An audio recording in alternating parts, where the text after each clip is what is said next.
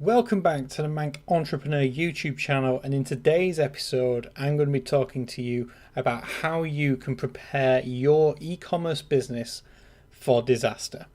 Now by disaster I don't mean, someone being sick or anything like that. I'm talking fully fledged natural disasters, just like Hurricane Harvey that we saw a few weeks ago hit Houston, Texas.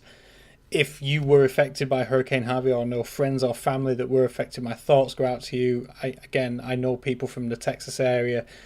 I was actually in a restaurant in Manchester, and I was talking about this with a friend of mine, and the lady sitting next to me in her 60s, like, she heard us talking about it and reached over and went, "I'm from Houston.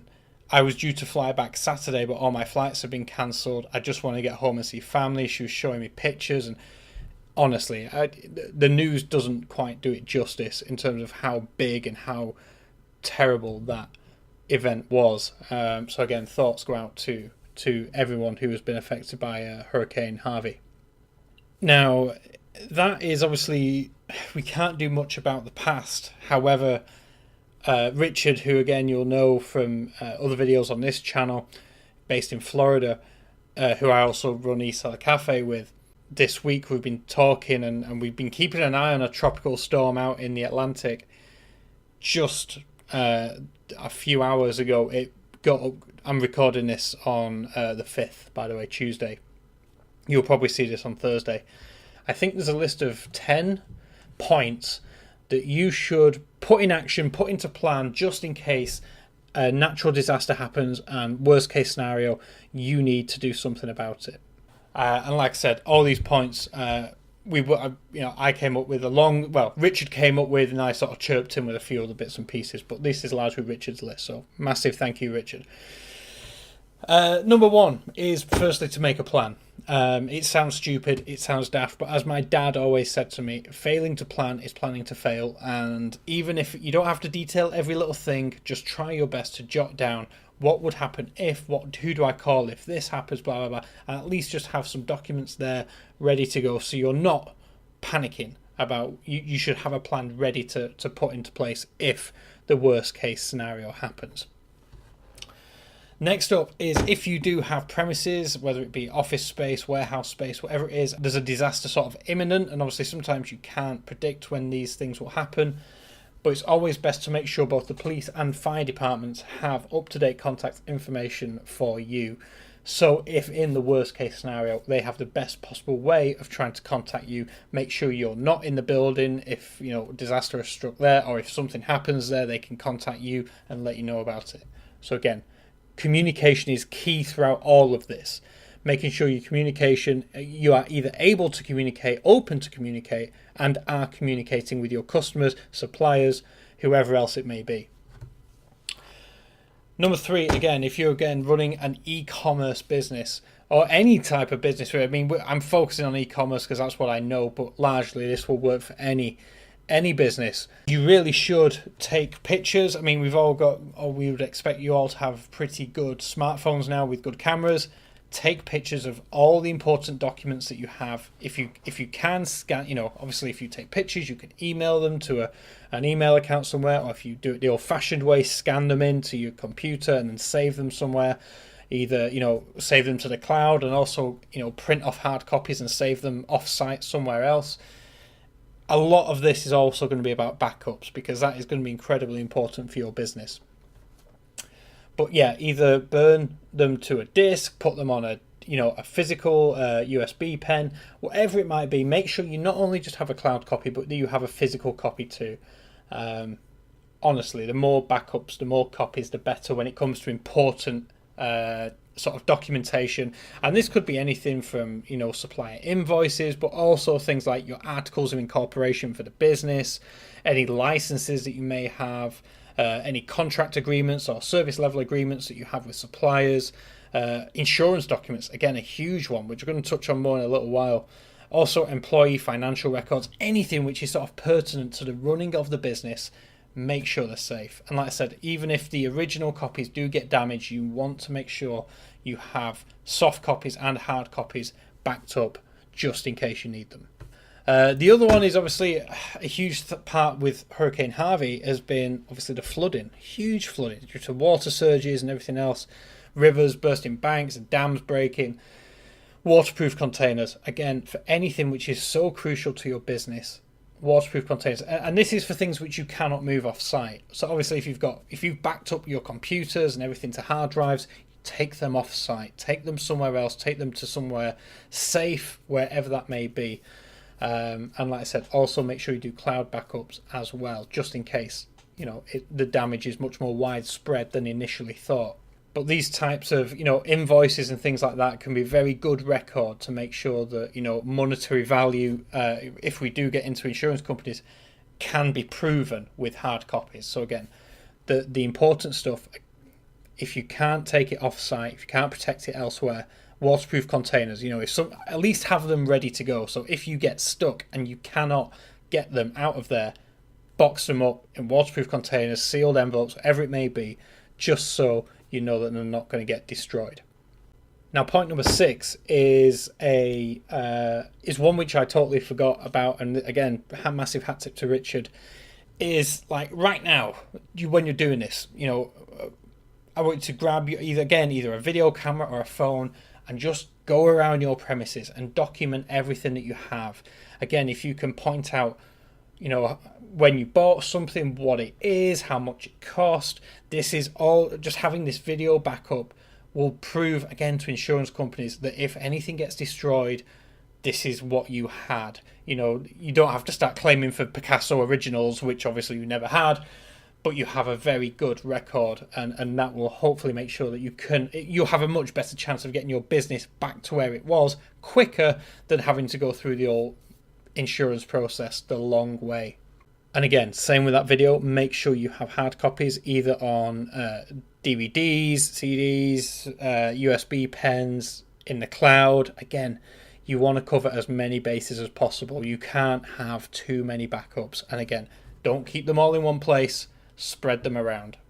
The next one, again, on the flood theory, again, make sure you actually have good insurance cover. And this comes in 2 points because, again, making sure that you have flood coverage is, again, another very interesting point which some insurance companies don't cover, especially if they class it as act of God.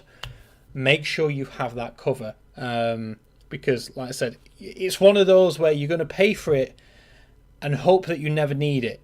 The best insurance policy is the one that you never have to cash in, but the worst is when you don't have it and you need to cash it in. So again, it may be annoying, may be a pain, you might think, oh, it'll never happen to me.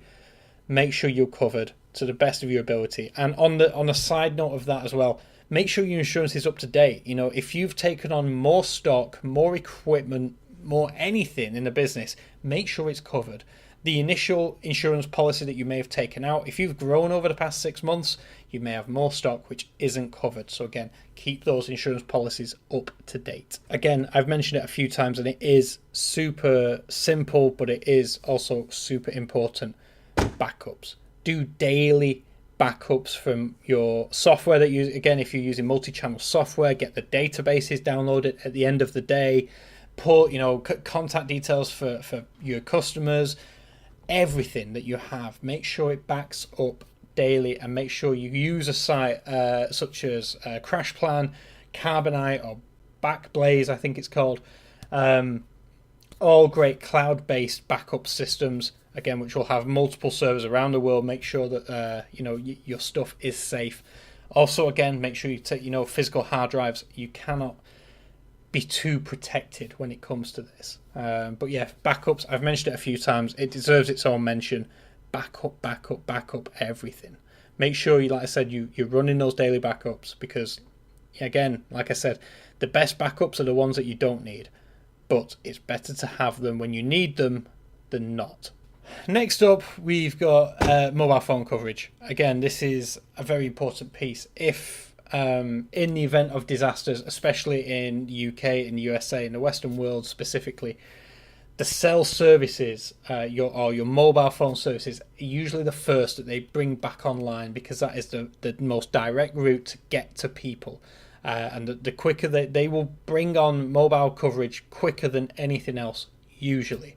So make sure that you have a good plan with lots of data allowance if necessary, because it may be that you need to do a few things on the laptop, but if the internet's down, if the power's gone, you can use a laptop running on battery with a hotspot from the phone to run your business. It's not ideal, but it can allow you to do those emergency things that you need to do, which otherwise you may have been stuck without.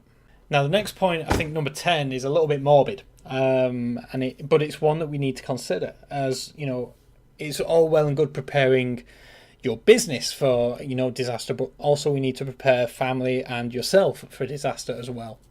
Now, what this means is that you should have the provisions in place, the plans in place, so that in the event of a disaster, you may be incapacitated, you can give the power of attorney to a family member or a trusted business partner on a temporary basis. There are, as we've mentioned, a lot of insurance documents, a lot of legal documents that will need to be taken care of in the event of an emergency. And if you are, for whatever reason, taken ill, if you have been injured and you're not able to do that, nothing is going to move and could potentially kill the business while nothing is moving forward. Give someone else that ability that power of attorney, as they call it in America. Give someone the ability to look after the legal affairs on a temporary basis in the event that you are unable to do so yourself. And finally, again, this was another great point by Richard: cash. Always have a supply of cash available, because again, in the event of emergencies, ATMs will be down. They may be flooded. Bank credit card machines may not be working due to systems outages, power outages, internet outages, phone line outages. Cash at the end of the day, you can't really go wrong with it. And like I said, in emergency situations, you can get supplies. You can buy. It gives you freedom to buy things. No point in having all of your finances locked up in an account which you can't access when you need them most. So again, always prepare that you have not only just food and drink, but also cash. For running a business, it can really make a big difference. So with that said, those are, I think, the 11 or 12 points that Richard and myself have come up with for how best to prepare your e-commerce business or business in general for a natural disaster. With that said, I really want to extend my thoughts to Florida. I really am hoping that Irma will take a swift turn to another direction, head off into the Atlantic somewhere. But worst case scenario is I want you to be as prepared as you possibly can. Florida, I know you are some of the world's bestly prepared for hurricanes. You deal with them on a much too frequent basis. But with that said, still don't take it for granted. Keep yourself safe, but also look after your business.